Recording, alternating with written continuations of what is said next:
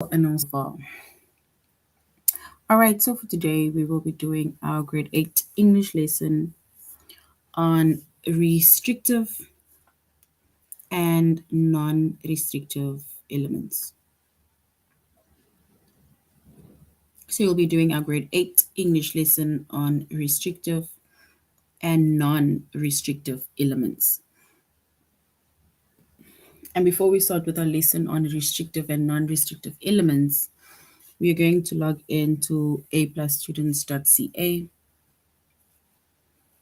and we're going to log in with our username as well as our password.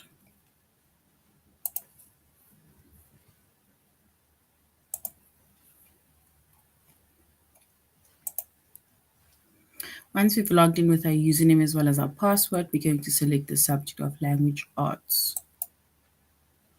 And we're going to grade 8.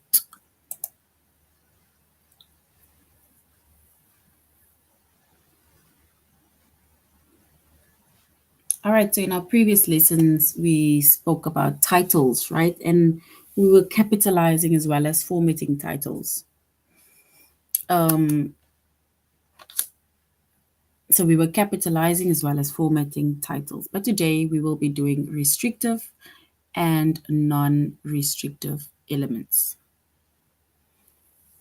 So we can click on the chapter of restrictive and non-restrictive elements.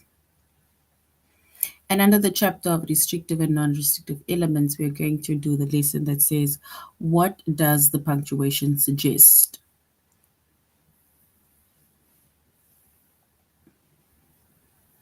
So what does the punctuation suggest?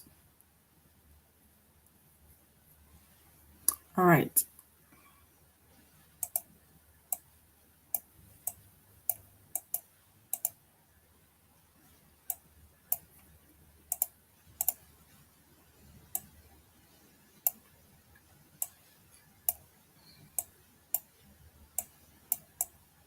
All right, so once again, our chapter focus for today is restrictive and non-restrictive elements, grade 8, and what does the punctuation suggest? We are doing our tutorial lesson on aplusstudents.ca. So if you do want to go back to go over the specific lesson, and then you can just go back to aplusstudents.ca and then basically just go over restrictive, non-restrictive elements, whatever the chapter and the lesson is about. So when it comes to restrictive and non-restrictive, either clauses or elements, right?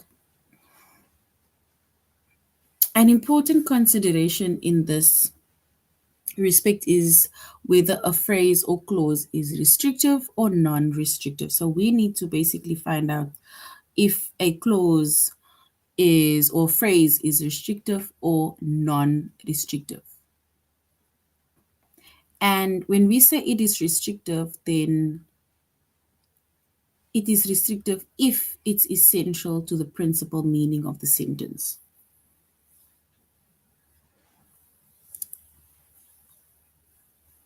So it is restrictive if it is essential to whatever the principal or specific meaning is of the sentence.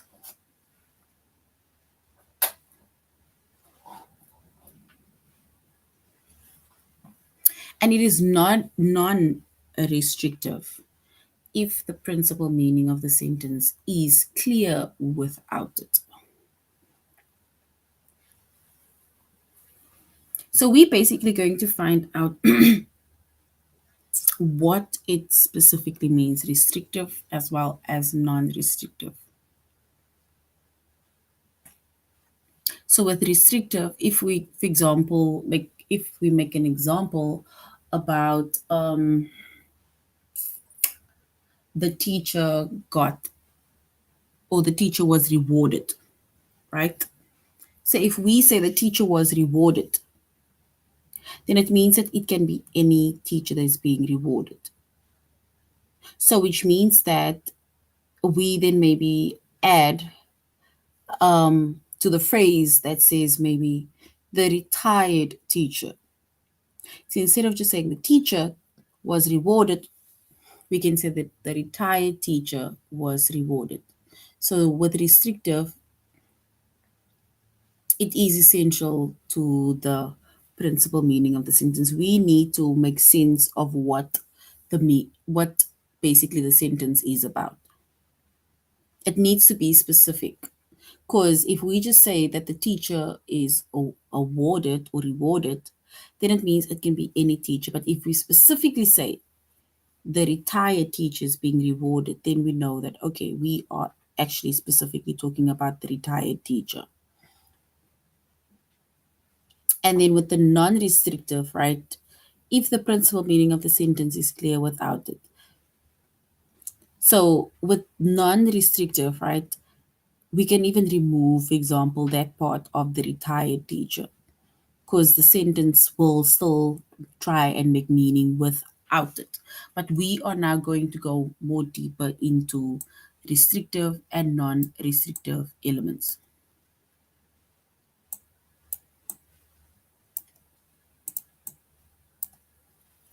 So, when it comes to restrictive and non restrictive clauses or elements, right?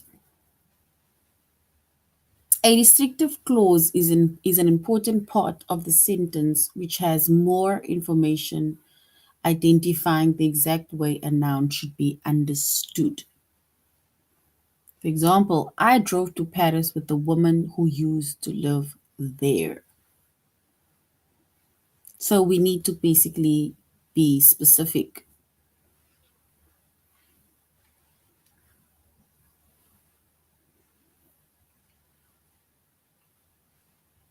And also, it is information that is given to us, right, in order for us to identify exactly the way a noun should be. So it's not just I drove to Paris with the woman.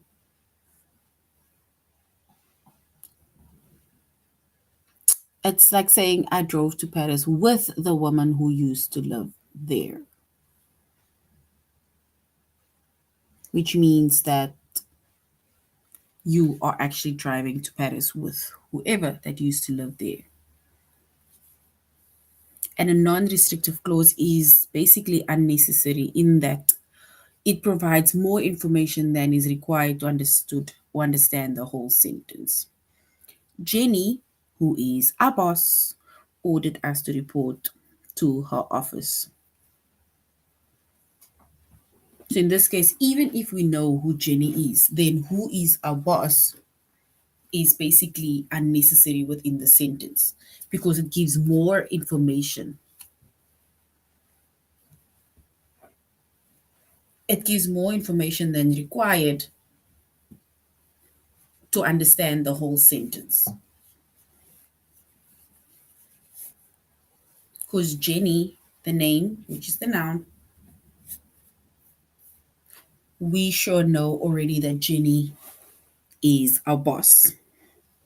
So the extra or unnecessary information, right, which is who is our boss, is just extra information that is added to the sentence.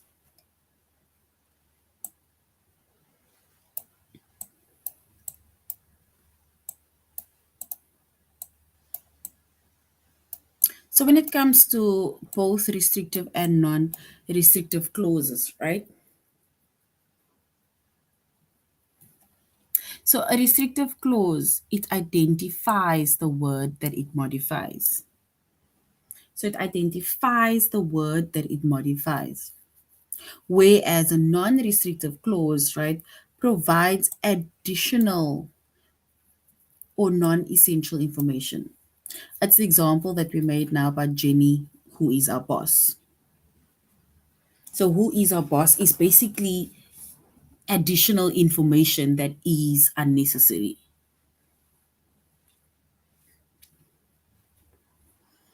And an example of a restrictive clause is the man who lives next door won the lottery. The man who lives next door won the lottery. So instead of just saying the man won the lottery, it means that it is as generalizing because it can be any man. So the restrictive clause within the sentence is who lives next door, which makes it more specific.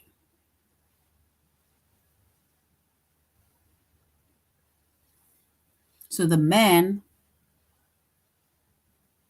who lives next door, right?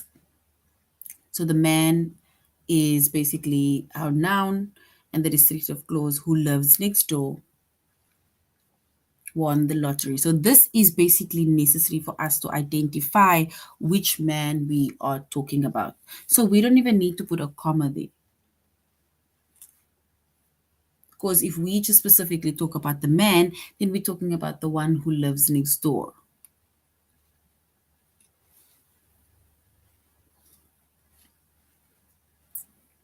And if you compare that restrictive clause or sentence to the non-restrictive clause or sentence at the bottom, then if we read that sentence that says Tim, comma, who lives next door, comma, won the lottery. So Tim Smith, who lives next door, won the lottery. So the non-restrictive clause is who lives next door. So that is basically additional information. It is unnecessary because the full name is already given, Tim Smith, which means that we know who Tim Smith is. It's not like with the restrictive clause where it just says the man. Because if you just say the man, then the information about who lives next door is essential or it's necessary. But if you make mention of the person's full name, like for example, Tim Smith or Jenny, and we know who Jenny is, then all the other information that you give is extra, it's additional, and sometimes it's even non essential information.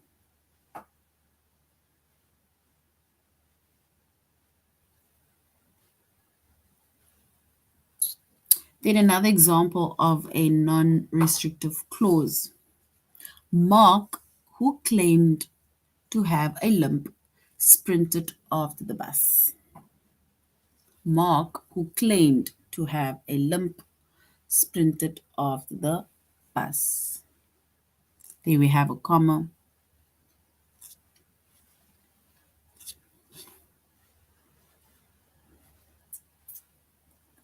And our non-restrictive clause is who claimed to have a limp.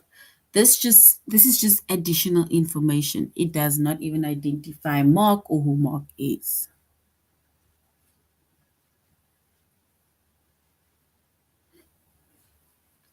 And if we compare that non-restrictive clause to a restrictive clause at the bottom, the tramp who claimed to have a limp sprinted after the bus.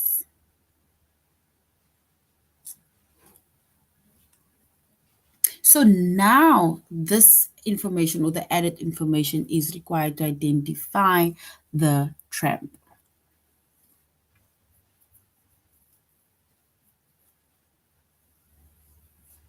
And also there is no comma by the restrictive clauses.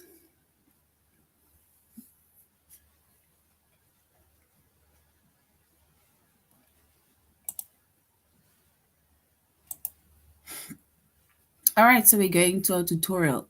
What does the punctuation suggest?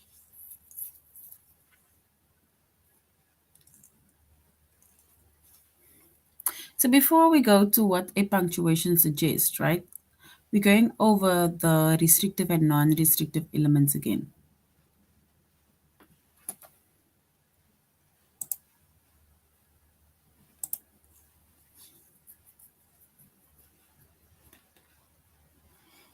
So a restrictive element, right,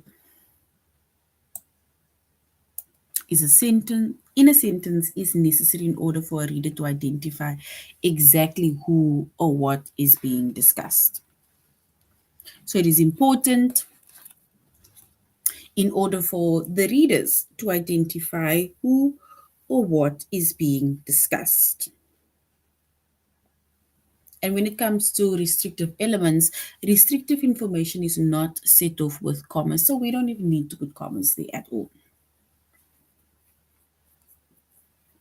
The teacher who is retiring is being honored with an award.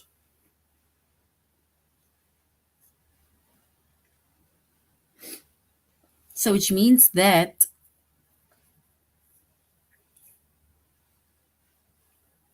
our restrictive clause is who is retiring. It is not set off by any commas, but it gives us more information about the noun. It gives us more information about the teacher, about the subject. So the teacher who's retiring is being honored with an award on Friday.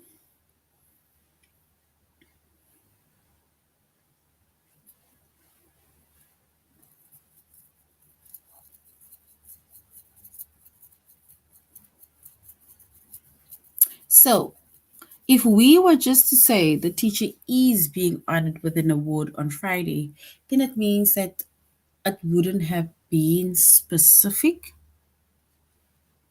It wouldn't have been specific, right?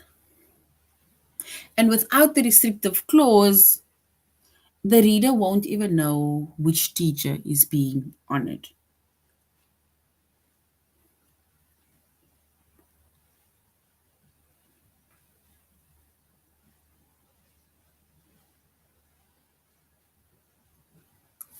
So that is why we said with restrictive clauses or restrictive elements, it is necessary in order for the reader to identify exactly who or what is being discussed. And restrictive elements are not set off with commas. And here we have an example, the teacher who is retiring. That is, our restrictive clause is being honored.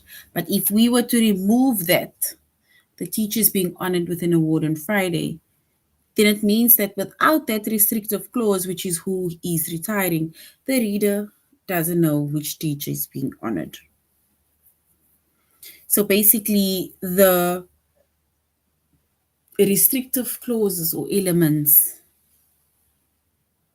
it needs the restrictive elements in order to make more, let's say, to make more sense of who or what is being discussed,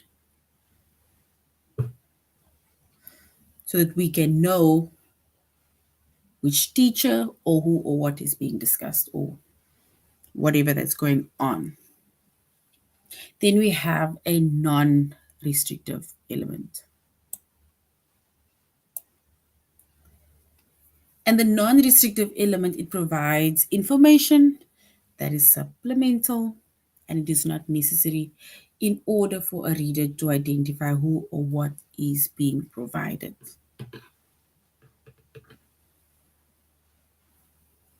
So a non-restrictive element, it provides information that is supplemental and it is not necessary in order for a reader to identify who or what is being discussed. And when it comes to non-restrictive elements or non-restrictive clauses, it is always set off with comma. So we need to put a comma. And that is by the non-restrictive elements. Whereas with the restrictive elements, it is not set off with any commas or by any commas.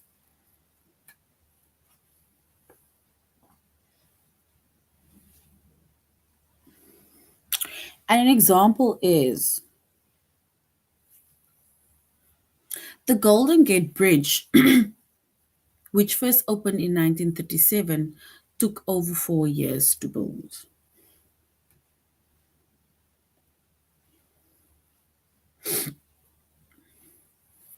So basically, which first opened in 1937, that is our restrictive element, which means that that information, which first opened in 1937, it is not even required to interpret the sentence.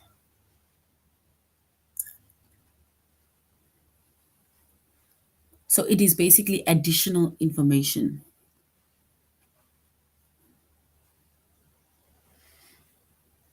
So we can basically just say that the Golden Bridge took over 4 years to build.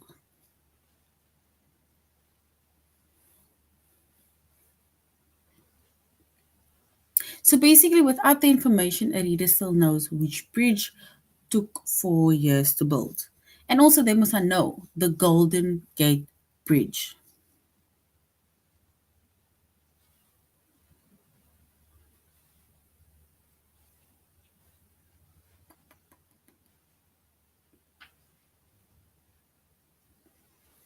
So remember, we also said that non-restrictive elements, right? It is set off with clauses. So without the information, a reader still knows which bridge took 4 years to build. So which means that we don't even need to add which first opened in 1937 because that is basically just additional information.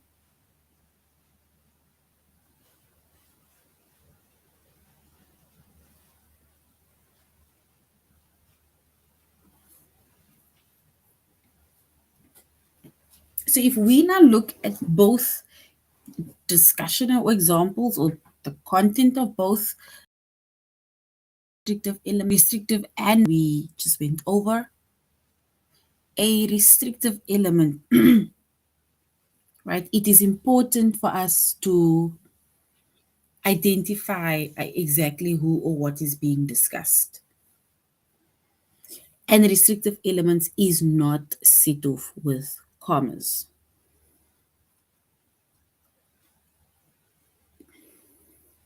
And then we have a non-restrictive element, which is set off with commas. And with the non-restrictive elements, it provides information that is supplemental.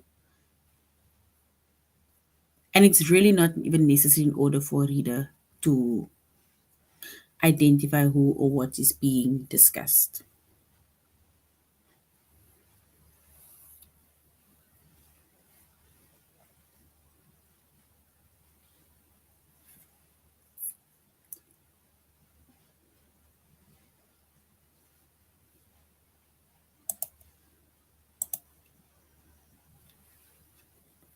So, Ethan's sister, Julie, has recently started working for a new company in Toronto. So, Ethan's sister, Julie, has recently started working for a new company in Toronto.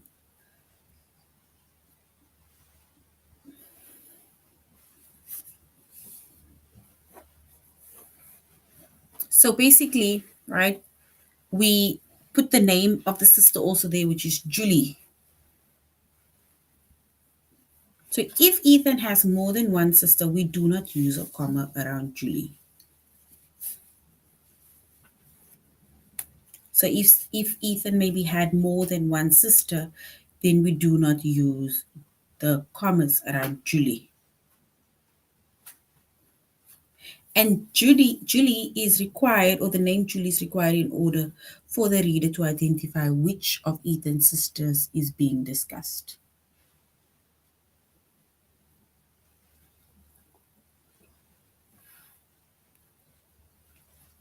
So that is basically a restrictive element or restrictive sentence. Then if we were to basically identify or discuss non-restrictive elements,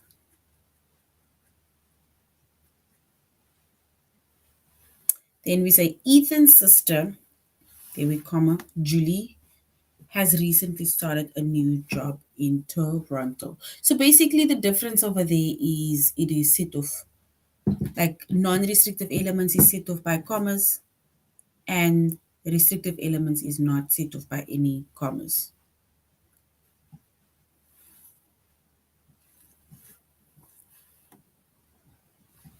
So with non-restrictive, the name is not even needed in order for a reader to identify who is being discussed.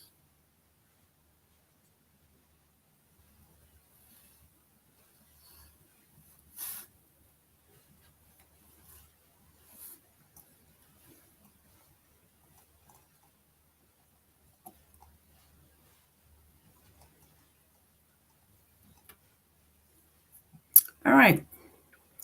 Now, we need to now say what does the following suggest. So the following sentence suggests Mr. Mason continued his annual tradition of inviting friends over for a 4th of July hootenanny at his vacation home, which is on the Russian River near Forestville.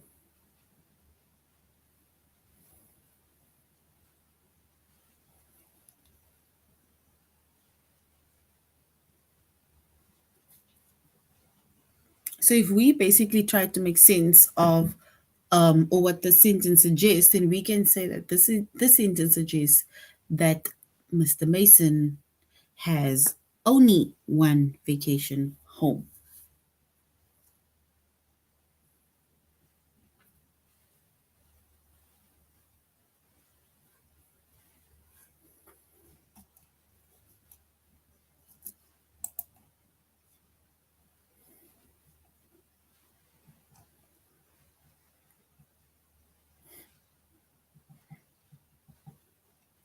The second one says, according to law, foods that have been produced and processed according to certain government standards are allowed to bear the USDA organic label. So we now need to say what the following sentence suggests.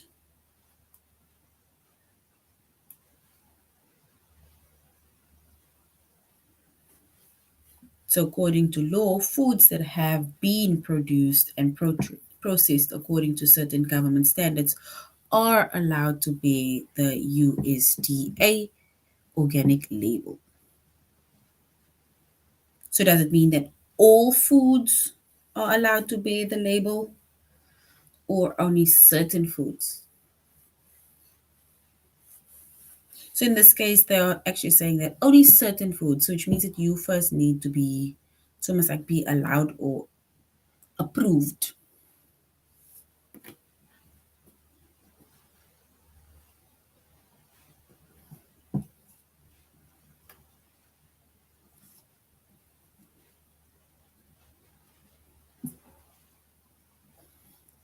All right.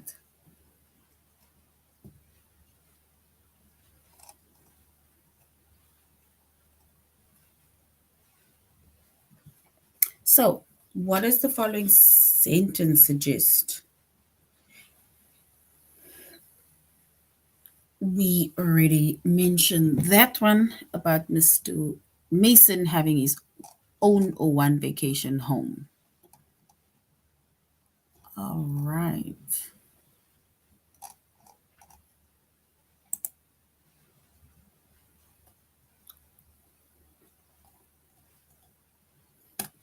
So, White House reporters have been cleared for the president's speech, may enter the briefing room in 15 minutes, the press secretary announced.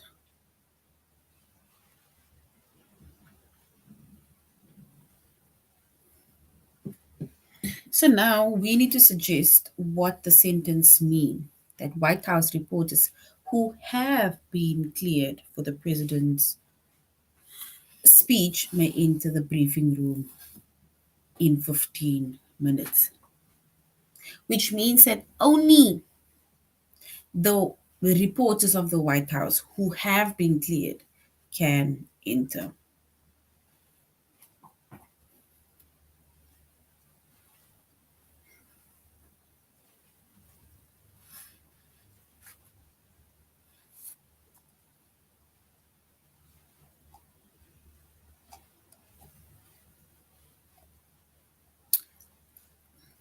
We already did that one.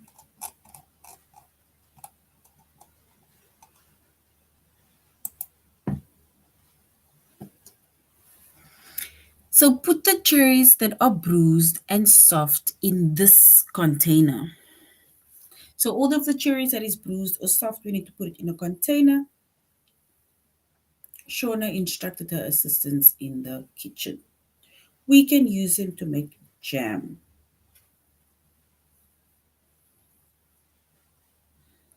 So what does that suggest? That it suggests that all cherries are bruised or soft or only some.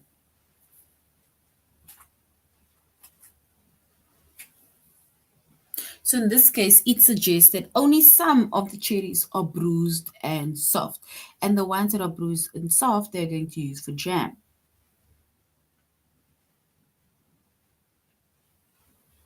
Which probably means that the others that are fresh, they are probably going to eat. But the ones that is bruised and soft, they're going to use for jam. So that is what that sentence suggests.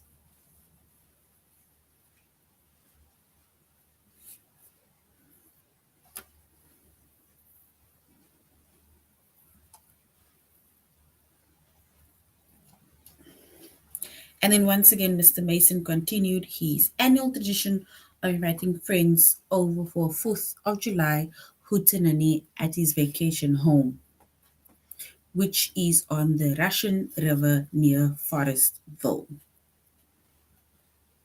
So what does this mean? Does it mean that he's got one vacation home or more than one vacation home?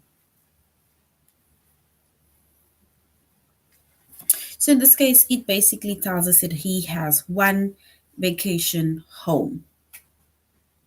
Because it specifically says that he continues his annual tradition of inviting friends for the 4th of July at his vacation home, which is in Russian, which is on the Russian River near Forestville. They don't say at his homes, his vacation homes. And they specifically just saying vacation home, and they're giving us the, for example, the location where.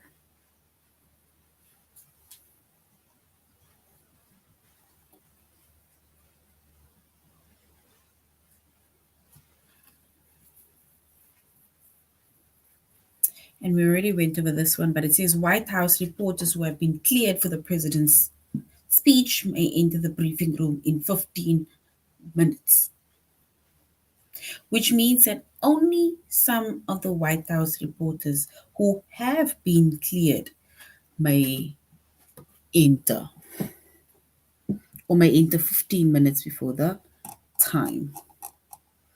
All right, so now we're going to our test. We are going to say what the punctuation suggests within the sentences, and then we're going to choose our correct answer.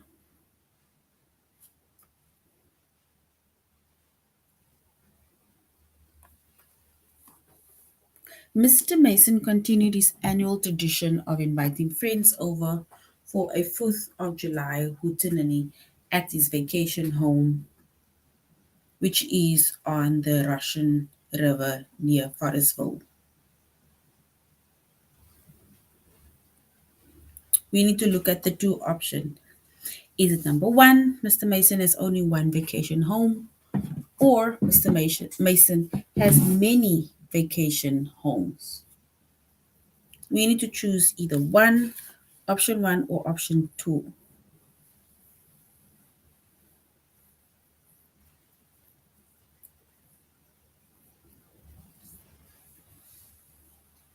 So if we now select or say whatever the following sentence suggests, the first one says Mr. Mason has only one vacation home, or he has many. So we can say he's got one vacation home. All right. From 1901 until 1913, the environmental pioneer John Muir fought to keep the Hetchy Valley in California from being transformed into a reservoir. It was a battle he eventually lost.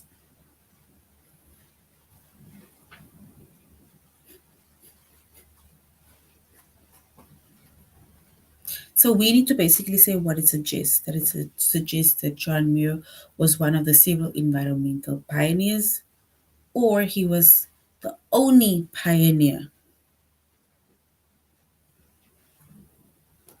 So we can maybe say he was one of the several environmental pioneers.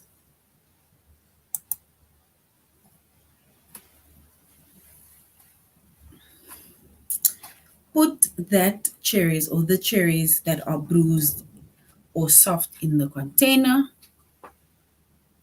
Shauna instructed her assistants in the kitchen. We can use them to make jam. So we need to say what this suggests. Does it suggest only some of the cherries are bruised or weak, or all cherries are bruised and soft?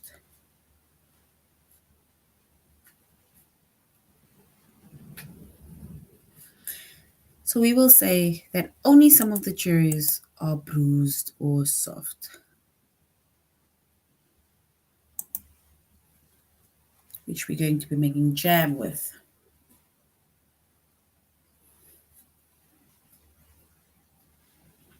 Mr. Mason continued his annual decision of inviting friends over the 4th of July hootenanny at his vacation home, which is on the Russian River near Forestville. What does it suggest? Does it suggest that he has more than one vacation home, or he only has one vacation home?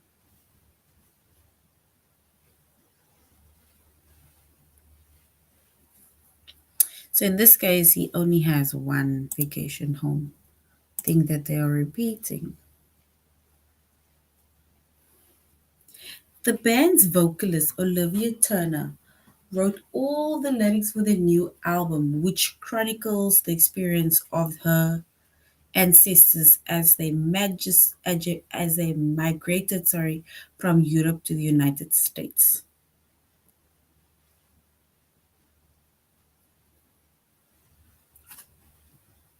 So we need to say what it suggests. The band's vocalist, Olivia Turner, that wrote all the lyrics for the album, which chronicles the experiences of her ancestors as they migrated from Europe to the United States. So, does it mean that the band has more than one vocalist, or the band has only one vocalist? So, we can maybe say they only have one vocalist, and one vocalist is great. What does the following suggest, or the sentence suggest?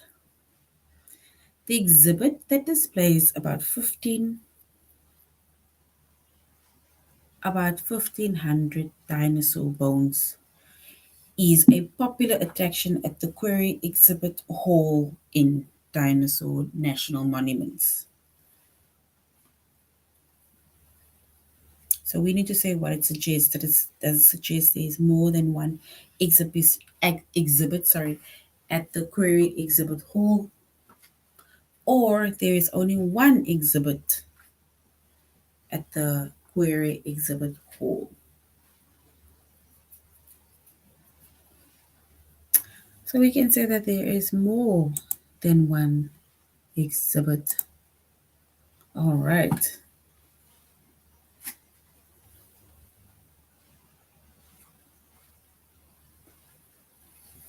So now we need to also say what does the following sentence suggest?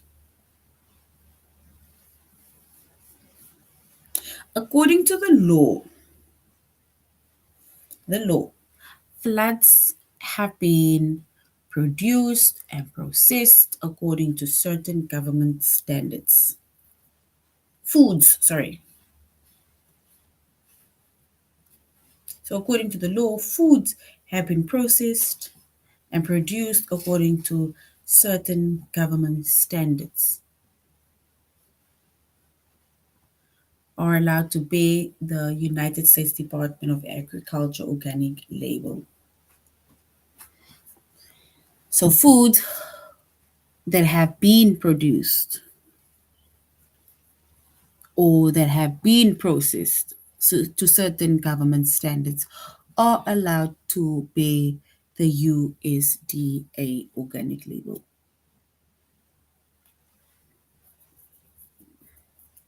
So does it suggest that only certain foods are allowed to bear the USD organic label, or does it suggest that all foods are allowed to bear the USDA organic label?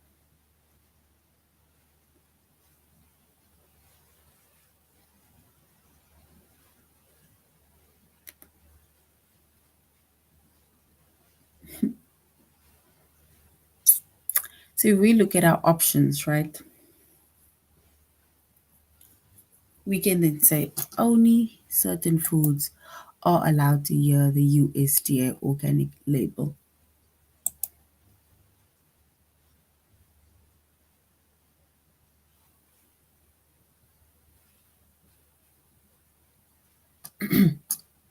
White House reporters who have been cleared for the president's speech may enter the briefing room in 15 minutes, the press secretary announced. So basically, only the White House reporters who have been cleared for the president's speech may enter the briefing room in 15 minutes.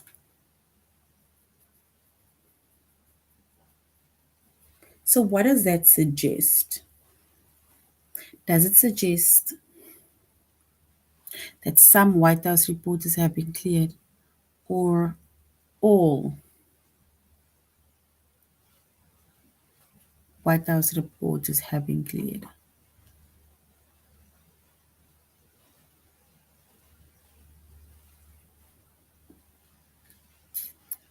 All right, so if we suggest what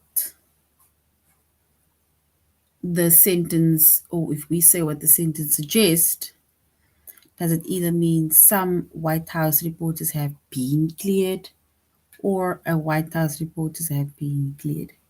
So this gives us an indication it's only some White House reporters that have been cleared.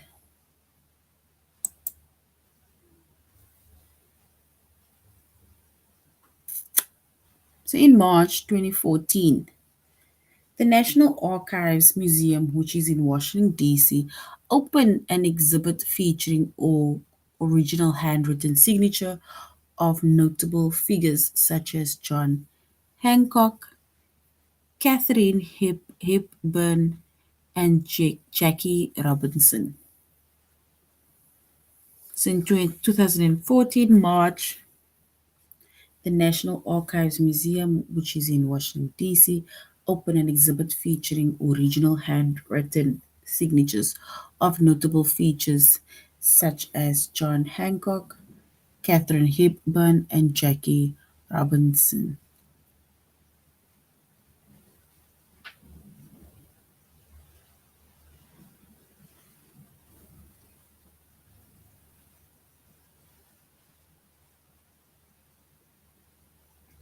So we need to now say what this suggests.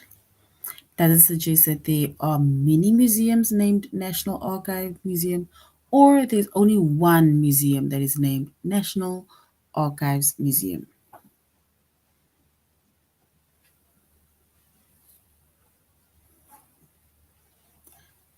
Let's choose this one. So it suggests that there's only one museum in that name. And now if you do the last one, it's even the last of the test. Ferries depart from Battery Park in New York and Liberty State Park in New Jersey for the museum on Ellis Island, which commemorates the millions of immigrants who entered the United States through Ellis Island. We now need to say what the following suggests. Does it say that there are many museums on Ellis Island, or there is only one museum on Ellis Island?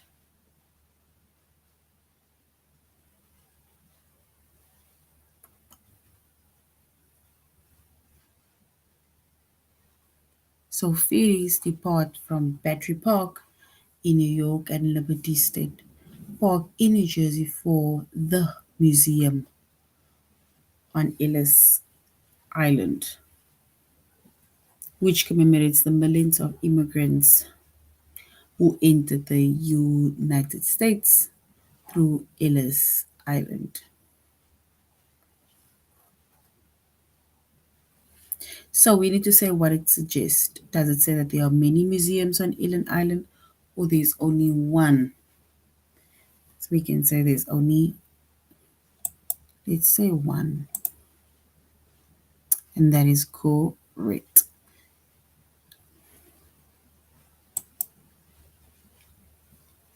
All right, so that is basically it for our lesson on restrictive and non-restrictive elements. You see that when it comes to restrictive elements, then we need the restrictive clause or element within the sentence to make more sense of what or who is being discussed. And it's not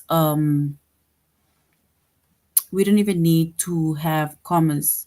And then we have non-restrictive elements, which basically just adds additional and unnecessary information, whereas we can already identify who or what is being discussed without the additional information.